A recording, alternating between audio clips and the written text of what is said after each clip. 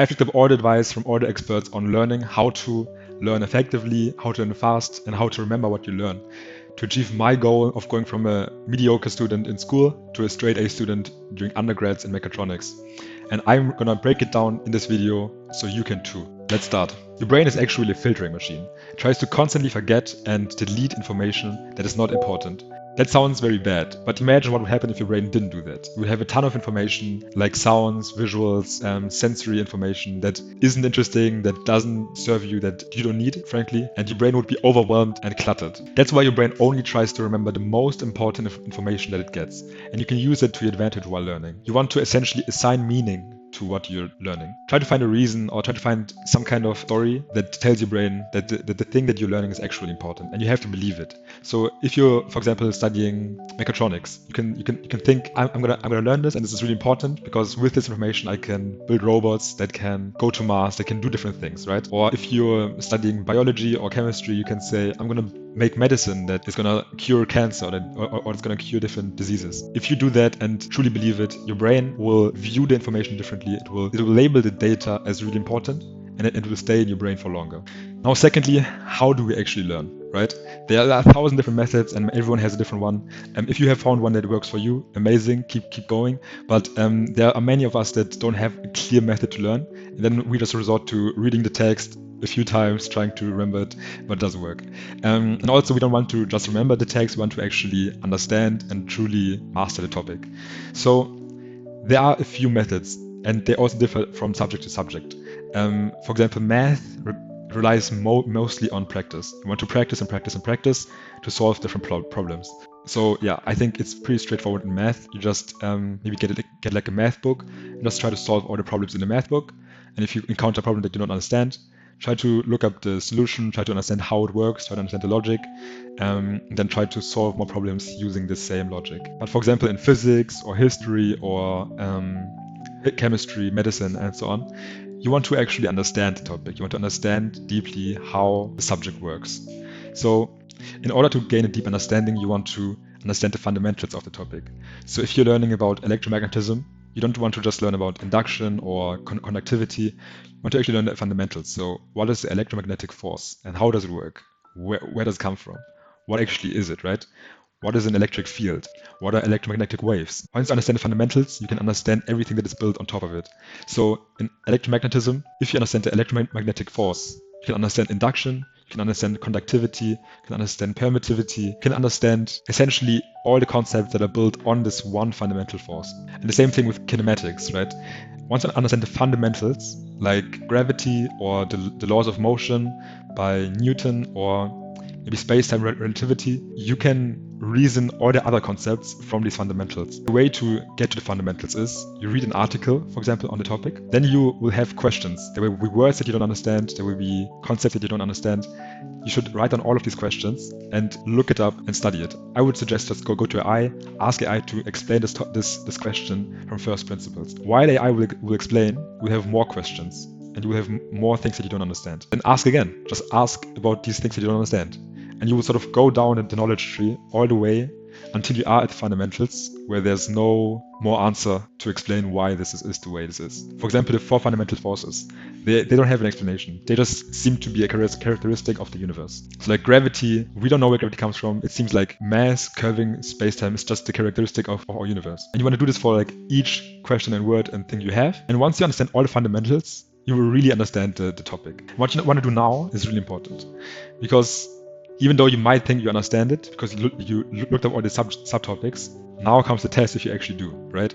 And this is a method by Richard Feynman, the American physicist, and he was known for being able to explain topics extremely easily. Like he could explain some really complex topic like string theory or why like heat in a really easy way so that even a child could understand it.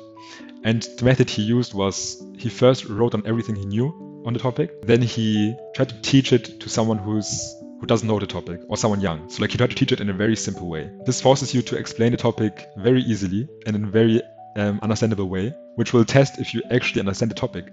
Because if you understand it truly, you will be able to teach it simply. But if you don't understand it deeply, you will struggle and you will stumble, you will make mistakes, or you will have R's and S's, right? Then in the next step, you want to write down everywhere where you stumbled, everywhere where you had a question, where you were unsure, write everything down.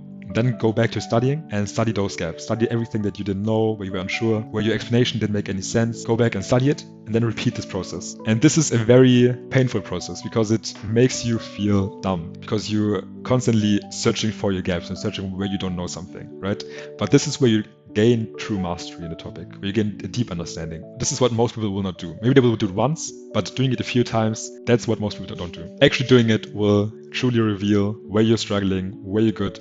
And once you have done this a few times, you will know how well you know the topic, and you will know that in the test, in the exam, that you will not stumble, that you will not have blanks, because you've already tested yourself in a way, right? I've told you so far how to take in information and remember it, and how to actually learn. But now, even if you follow this, after a few weeks, your brain will forget what you learned. So there's two methods to keep the information in your brain and to actually use it for the future. So the first method, spaced repetition, also called spaced recall. Essentially, when you learn a new topic, in the beginning, you want to repeat learning it very regularly. So maybe each day. So if you're learning a topic in physics or chemistry, you want to repeat studying this topic, maybe even go through the Feynman technique once a day. If you feel very confident each time you do it, you can make the spaces in between the repetitions bigger. So maybe you do it every twice a week or once a week, right? And if you still feel very confident and you feel like the knowledge is still there, you can even make it even longer, make it once a month. But by doing this, you ensure that the information stays in your brain, that you will not forget it. By repeating the information over and over, your brain will understand that this is important, that this is something to remember, and it will truly seek into your unconscious and stay there. Before we come to the second method, I have a bonus at the end that I use myself to study really hard topics deeply in a very short time and to truly keep them in my memory. So stick around for that. The second way is to exercise. You want to exercise the knowledge that you learned. You want to use it to solve problems, to help people. But now you might ask yourself, where am I going to find a perfect scenario, a perfect situation where I can apply the knowledge that I just learned, right? If you're learning about rocketry, it's maybe going to be hard to find a rocketry problem that actually is a problem that you can solve. You just use AI to give you a sort of scenario of a real sort of situation where you are needed to solve the problem or to provide a solution. For example, if you're studying something in history, you can prompt AI to give you a scenario where you're maybe advising a king at this time on how to win a war. And then you use all of your knowledge in war theory, the art of war, and give him maybe different strategies based on his opponent and the context on how to win the war. And maybe if you studied electrical engineering, right, you want to maybe have a scenario where a little town or something needs you to solve the energy problem. So you have to design a energy generation solution for this little town that maybe fits some requirements. I have a prompt in the description exactly for this that will give you a perfect scenario with requirements, with a clear sort of problem to solve. This has two main benefits. One, you exercise the knowledge and it really ingrains and you build muscle memory using it. Number two, your brain associates even more importance with the information, because now after studying it and seeing the real problems that it solves, your brain will know, okay, this is actually important because this solves this problem, this solves this problem. So if I'm ever in this situation, I need to know this information, and you will remember it for a very long time. So now to the bonus. If you listen to this video until now, you know that all of these methods can be very confusing to actually apply. It can be difficult to